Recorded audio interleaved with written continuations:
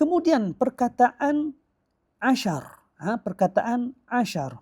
Perkataan asyar ni dia boleh terbahagi kepada dua. Iaitu pertamanya disebut asyar mufrad dan yang keduanya asyar murakkab. Okey, asyar mufrad, asyar murakkab. Asyar mufrad ni adalah kita kata angka 10. Angka 10. Dan satu lagi disebut sebagai asyar murakkab yang kita sebut sebagai belas. Belas. Itu disebut sebagai asyar murakkab. Jadi kita tengok dulu kepada asyar mufrad, apa aturan dia? Aturan dia adalah bila mana asyar mufrad iaitu 10, dia mestilah yukhaliful ma'dud. Dia mesti bersalahan dengan ma'dud. Bersalahan dengan ma'dud. Contohnya kita ambil perkataan 10, contohnya yukhaliful ma'dud. Kita ambil perkataan sama juga, kita guna perkara yang samalah. Kita guna perkataan yang sama, iaitu apa? Pelajar lelaki, iaitu pelajar lelaki adalah iaitu tullab. Okey, tullabin.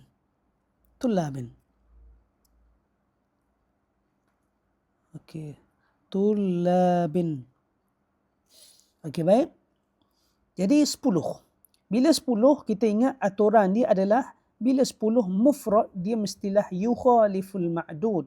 Dia mesti bersalahan dengan ma'dud. Maka tullab ni adalah mufrad, maka muannasnya adalah asyaratu. Asyaratu tullabin. Kita ambil pula perempuan. Okey, baik. 10 orang perempuan. Okey, perempuan adalah apa? 10 orang. Okey, baik. Talibatin. Maka ingat, kalau aturan dia adalah kalau sekiranya asyara mufrad ni dia yukhaliful ma'dud. Kita ingat yuwafiq, yukhalif, yuwafiq. Tu dia punya tips dia. Yuwafiq, yukhalif, yuwafiq. Jadi yukhalif al-ma'dud, maka apa yukhalif dia? Muannas, mudzakkar dia adalah asyaru talibatin.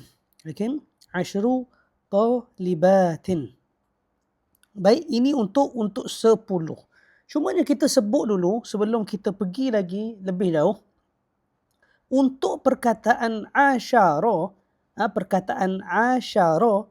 dia ada sedikit perbezaan antara mufrad dan juga murakkab. Kalau asyara itu mufrad, muzakkar dia adalah ni sukun ni dia diletak di bahagian tengah. Tanpa ada ta marbutah di belakang. Ni shin ni dia disukunkan.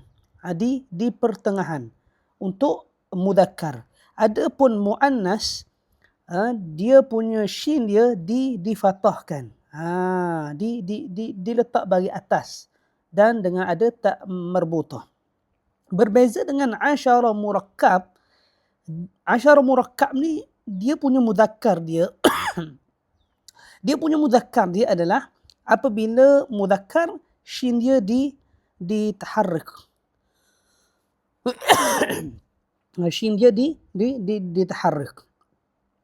Adapun bila muannas, shin dia disukunkan. Dia berbeza sedikit. Kalau kita tengok kan, ni muzakkar, ni muzakkar. Ada beza. Kalau mufrad, dia shin dia disukunkan, kemudian tidak ada ta marbutah. Kalau dia punya murakkab dia adalah muzakkar, dia ditaharrik, di bagi atas kan perkataan shin. Adapun muannas, sekiranya mufrad, shin dia diletak bagi atas. Adapun ketika mana asyara itu muannas murakkab, ketika itu dia disukunkan shin tersebut. Dan satu benda yang kita kena sebut adalah kita kena ingat ni perkataan. Perkataan asyar. Kenapa kita akan tengok selepas daripada ini. Okey, itu tadi yang kita sebut sebagai mufrad.